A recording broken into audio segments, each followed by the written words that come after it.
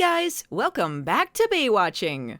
I'm so sorry if you thought this was another Star Trek video. This is, unfortunately, part 2 of a rookie episode of Baywatch.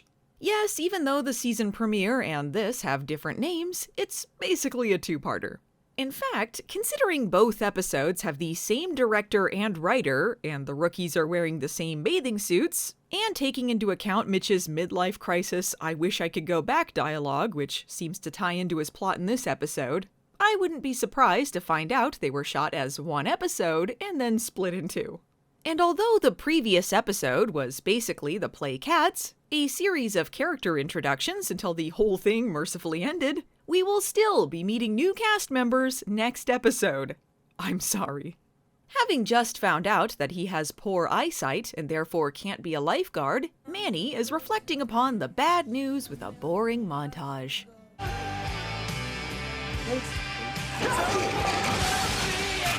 I wonder if the audience noticed that the opening credits, the previously on Baywatch recap, and that terrible Manny music video have wasted 5.5 minutes of their time. Chief Johnson still wants Mitch to be a captain, but he'd rather bitch at her about Baywatch's outdated vision requirements. Lifeguards shouldn't have to see shit, and also, he's her boss or something. The chief says she might be able to make an exception for Manny if, say, a captain asked her for the favor. The corruption goes higher than just a normal lifeguard like Mitch, who is still acting like a lieutenant and ordering people around and basically doing the job of captain anyway. These kids need more than tanning tips or a few pearls of your wisdom, Mitch. They need your leadership. It's so hard to be the perfect leader, man and human being. Meanwhile, Skylar. I never realized you had to know this much stuff to be a lifeguard. I guess I'll leave after 2 more episodes. This is too hard for me. So, what do you guys think of Hobie? I'm not sure if they were setting up a potential romance here, but judging by the reactions from the other two, Skylar is canonically much older than Hobie. Which is kind of a big deal, considering that last season he was 16, and he may still, in fact, be a minor. At the very least, they mention he hasn't graduated from high school yet. Maybe Skylar left the show because she went to prison. Too bad it's not Mitch. Okay, we can all agree Hasselhoff made her say that, right? Then some jerk on a Wave Runner TM nearly kills April for some reason. But I'm finally a main character! I saw the whole thing, I just refused to help. Don't worry, I'm alive! Shut up, nobody cares about your youth. Time for a flashback to my youth.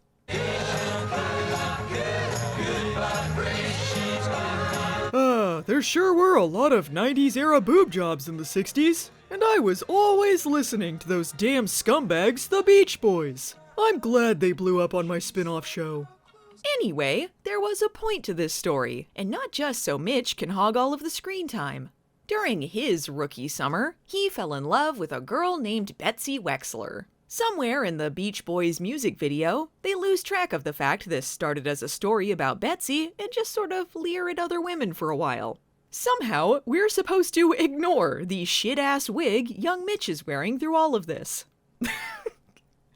Wow, even in silhouette, it is truly horrific. Anyway, to make a long story short, Betsy stole Mitch's rookie jacket, and he's been haunted ever since. He tried to replace it over the years, but the Knight's Adidas jacket just wasn't the same.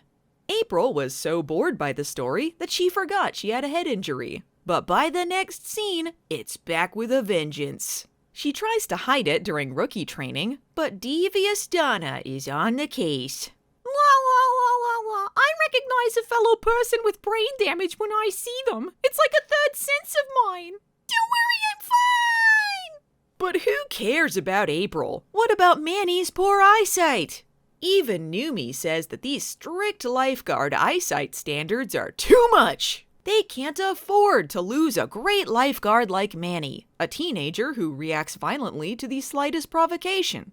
But given that Manny apologizes, I guess recommending him to that shady private club will be just fine. I've given it some thought, and I'd love to be a cabana boy. Okay, I'll talk to them tomorrow. What? Thanks. And the rookies train. Now, why is Lonnie doing this? I'm glad after getting a concussion and endangering herself by hiding it, April's gleefully riding a Wave Runner TM, the very thing that gave her a concussion, by the next scene she's in. But wait, is that asshole Wave Runner TM man? Can a lifeguard make an arrest? Of course, we are the police of the sea. You're going down, clown! You know this guy is fucked. If he makes it out of this alive, he'll be lucky. There's like 10 million lifeguards, and one of them tries to run him down with a boat, all on a hunch that this guy sorta looks like the guy who tried to run down April. Like, calm down, guys. Although he gets knocked out, this is an absolutely stunning Newman action scene. 10 out of 10. Deputy Cody to the rescue! Like hell he's taking credit for this arrest. This is your last warning! How many warnings has this dude gotten? He's assaulted at least 2 people now, and I'm pretty sure all of the lifeguards have tried to murder him multiple times. Cowabunga! My save! And who was this dastardly Scooby-Doo villain? Why, it was the douchebag guy from the previous episode. He was mad about April making it to the team over him, and I guess if he can't be a lifeguard, he might as well be a murderous jet skier. Isn't that always the way? After this, the girls get a talking to about not reporting the incident immediately after it happened.